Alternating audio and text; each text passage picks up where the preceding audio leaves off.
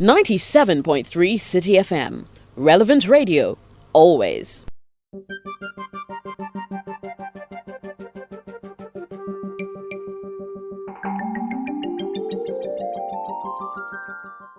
Hello, welcome to another exciting edition of Business Today with me, Vivian Kai Loco. Today we are speaking to the CEO of Jumia Travel, Paul Midy. I mean, people will say, why is Jumia Travel not considering also, starting a school proper to help in this industry, because you are very good at it as we see it now. Any considerations for that? No, I think it's a very good idea. We should do much more than we do today. We don't have a real school, but we do regular training. We send every week, tips and trainings to our hotel managers so they can use it with their employees. But there is so much to do, I'm sure, but we can talk with authorities, maybe do partnerships on this. Okay, we'll be looking forward to that space. And then the third point is it's cost of operation. And I would say a lot of companies are complaining like this, but we hear a lot our hotel manager complaining about this is taxes. Of course, taxes are always too high. But when a government wants to support a sector like the tourism industry, they could lower specifically taxes to help hotel managers to have better services, renovate their hotel, and when providing a better services, there will be more customers. Okay, still on the internet bit now, the report also said that 23% of visitors who want to come to Ghana prefer to make prepayment for hotels online, whilst as much as 73% prefer to pay other hotel. Why is this the case? Especially, I think it's two different things. I think people, first, they still don't trust online payments. Not fully, and I think it takes time for people to trust and see that, there is no real risk, okay? But I understand that at the beginning on this, when it's about money, online, you need time to get used to it. Okay, so this is the first thing. The second thing is also with our service.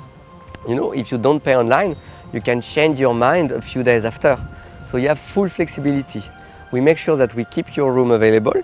But if the day before you change your mind and you want to travel to another hotel or you want to travel a few days later, you haven't paid anything, so you're fully free. And I think people, they really like this. So it's not only about online payment; it's also about being flexible in our service. Okay. But what can we do to fast track the trust for people for the online thing? Yeah, I think a good example I'm looking at is Kenya.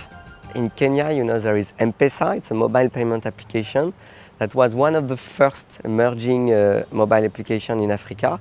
I think they are operating since 5 or 7 years.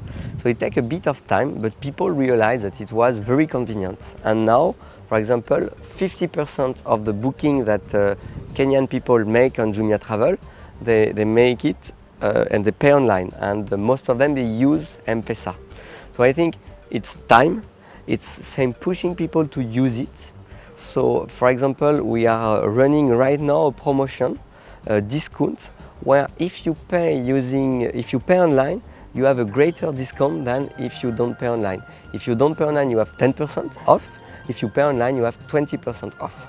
So it's also to push people to pay online because it's convenient. Okay. But you're an online booking company. Internet penetration is not high. Internet can be pretty slow and all that. These challenges, how they affected your company today? I think yes, for example, we have adapted our website to slow internet. So, for example, what is very important is we want to provide a lot of picture on the website, but picture is very heavy, so it can take very long to load. So we have found the right equilibrium between good picture, good quality, but picture that can load quickly and easily with a slow internet. So it's equilibrium like this on which we are working. Now, cost of operations in the hospitality industry in Africa is quite high. Now we have, let's say, Ghana, Kenya, Nigeria, Ivory Coast, South Africa. Yeah. With this 5, if you're rating the costing, which one would you say is the most expensive? What type of cost do you say? Cost of operating our company? Yeah. Okay. I would say Of course, South Africa is the most expensive. Then between Ghana, Nigeria, Kenya, Ivory Coast, I would say in those countries, I have to say people are different, but they are very good quality people. So it's easy to find good people to work with. So which is super important, and it's not true in every country, unfortunately. I have to say that in Ghana, the cost of personnel is lower than the other countries. So it's also an extra incentive for us to develop our service in Ghana because we have good people for, I would say, a reasonable cost. Okay?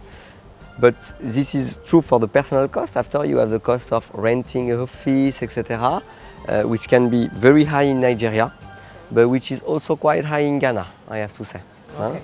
And then for the industry proper, cost of operations, which one has the highest? Ghana, Kenya, South Africa, Nigeria? Same cost of operating an hotel, I would say it's also South Africa, because cost of personnel, cost of renting and buying a building is more expensive, so I would put it at the top.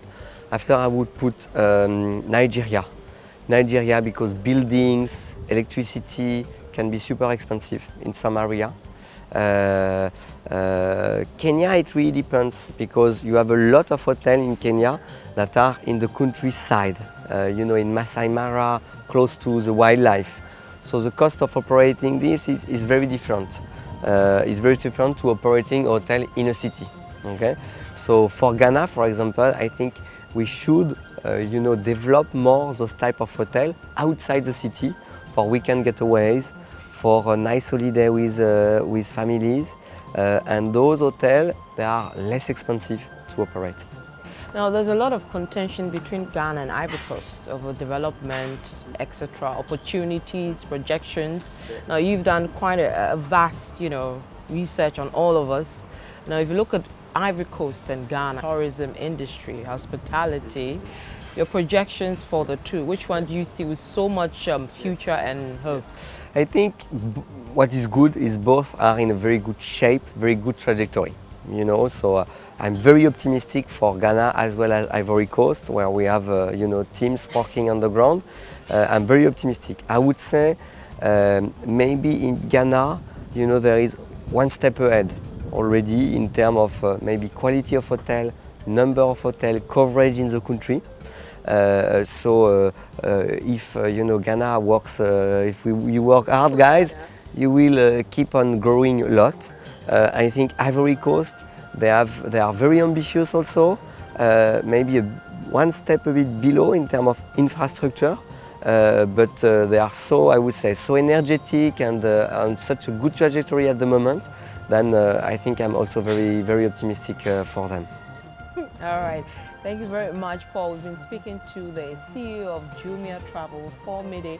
He's been helping us understand the recent report they released concerning the hospitality industry in Ghana and why they decided to switch from jovago.com to Jumia Travel. My name is Vivian Kai, local. Thank you very much for joining us. Hope to see you again next time. Goodbye.